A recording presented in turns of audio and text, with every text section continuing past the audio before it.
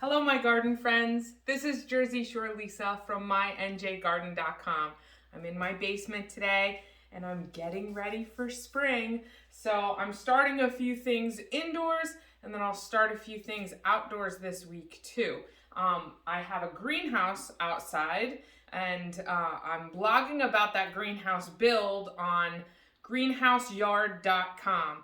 So it's built from old windows and I'm really happy with the way it turned out.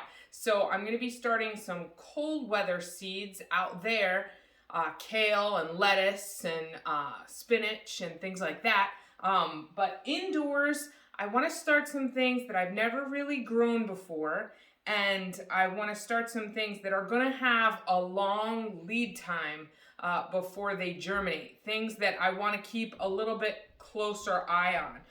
One of the things I'm going to start indoors today is artichokes. Now in New Jersey, we don't generally grow artichokes because they aren't perennial here. We do have cold winters and they don't survive the winter unprotected. So because I have the greenhouse now, I'd like to try and keep an artichoke going through the winter in the greenhouse. So I'm going to start it now and indoors, because it does say on the back of the seed packet that I need to start 2 to 3 months before the average last frost. They need a super long growing season in order to form the chokes, the flower buds. But I'm not even worried about getting flower buds this season. I just want to see if I can get it to come back year after year if I keep it in the greenhouse. So I'm going to start now and see how far we get. So that I'm going to do indoors. And then also gagoots squash. I had bought a couple of seeds last year. They took forever to come up. They are long Italian squash. And when I say long, like baseball bat long.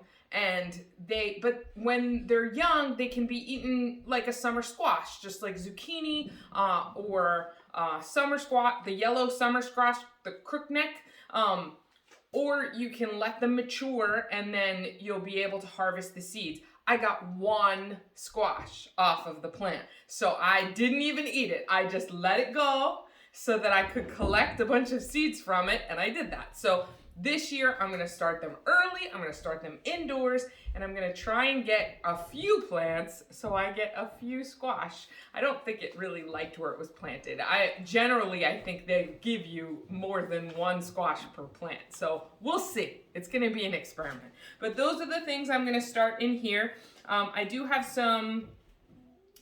I have some seed starting mix here ready to go. It's actually a little damp too. So I'm going to put that into some containers. This is a pliable container that I cut some holes into, and it has a nice little lid. So that's going to go under my grow lights. And this will have some of the artichokes in it. But I'm going to put the gagoots in these peat pots, these disposable peat pots. I had filled them with soil and then I emptied them again. That's why they're dirty, but they're brand new, obviously. You can't really reuse these. They are meant to be planted with seeds, and then once the seeds sprout and they're ready to plant out, you can plant the whole pot and the plant into the soil. These will decompose and the roots will be able to find their way to your native soil through it. So because it's a squash plant, and I know, though I haven't grown many gagoots before, and it's spelled C-U-C-U-Z-Z-I,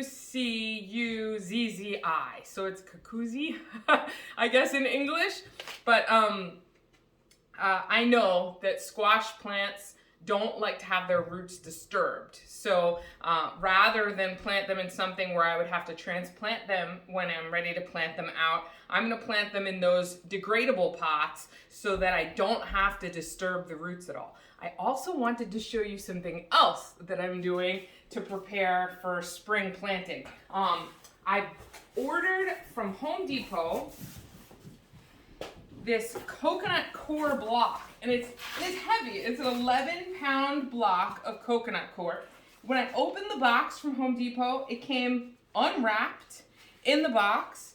And it was about $17 from Home Depot. And there's these like extra pieces in here because they want to make sure that you get the weight of coconut coir that you order. So this is a tremendous amount of coconut coir, way more than I started with last year. So I think it's going to expand and become huge.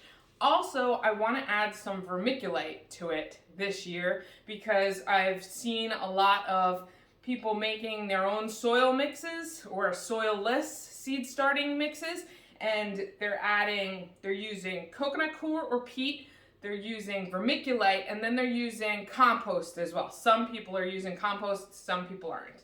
So what I ended up doing, because I knew there was going to be a lot of material, is I went to Walmart and I got a 20-gallon trash can with a lid, and I figure I'm going to put the coconut coir in here, put in a bunch of water, let it expand like crazy, mix it with the vermiculite and everything, and then I'll just be able to take all my seed starting mix out of this. It'll be a great way to store it and keep it contained and all in one spot and easy to scoop out and ready to plant when I need it. So that's what I'm doing today. I also wanted to show you that I'm growing ginger and turmeric. Now again, in New Jersey, we get cold, so this isn't going to be perennial outside.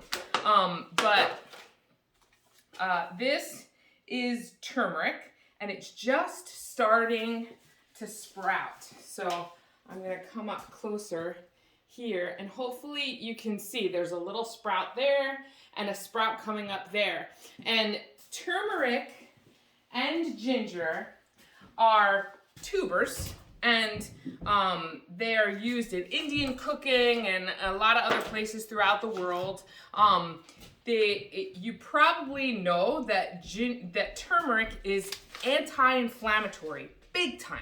So it's very good for your whole body because inflammation can lead to a lot of negative symptoms. So what I want to do is I want to grow it in the greenhouse. I want to grow some out of the greenhouse, and then when it gets cold again, I will dig up some of it and bring it indoors. I'll pot it up, and it'll be a house plant for the winter, and then I'll bring it back out next year. But I have grown turmeric once before in my old greenhouse, but I did not pull it up over the winter. I wanted to see if it would come back, and it didn't come back. So now I'm trying again. And I know from the last time that it took forever to sprout and get going. So I started this turmeric actually on January 18th. So it's almost been a month, and it's just starting to come up now. So this is planted obviously in a sheet pan because turmeric and ginger both like to grow horizontally more than like vertically. Like they won't grow down as much as they'll grow out. So that's what I did. I put seed starting mix in here. I laid the tubers on top, and then I just covered them with a little bit more. And as I water it, you can see the soil's kind of, or the mix is kind of washing away from the top of the tubers. That's fine.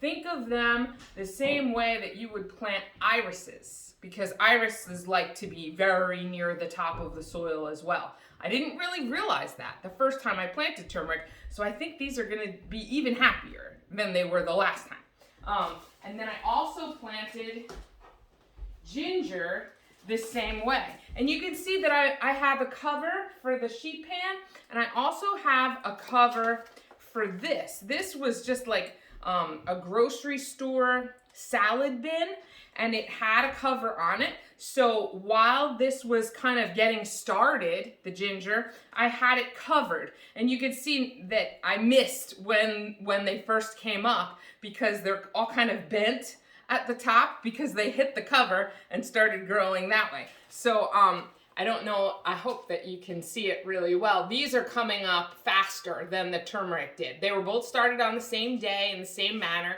I bought my original ginger. It's organic ginger. I don't know if the turmeric is organic or not, but I bought them from Whole Foods, and I just bought a few tubers of each, and I brought them home and planted them like the next day. So there wasn't a lot of, I didn't have to store them first or leave them in the fridge or anything like that. They came from the produce shelf into my seed starting mix, and that was January 18th or 20th. So it was almost a month ago. The ginger started faster than the turmeric did. So that's what I'm doing now. What are you starting indoors as far as seed starting goes? And are you growing anything this year that you've never grown before? I'd love to hear about it. So please like the channel, like the video, and subscribe to the channel and share it with your friends. I look forward to hearing from you. Happy gardening.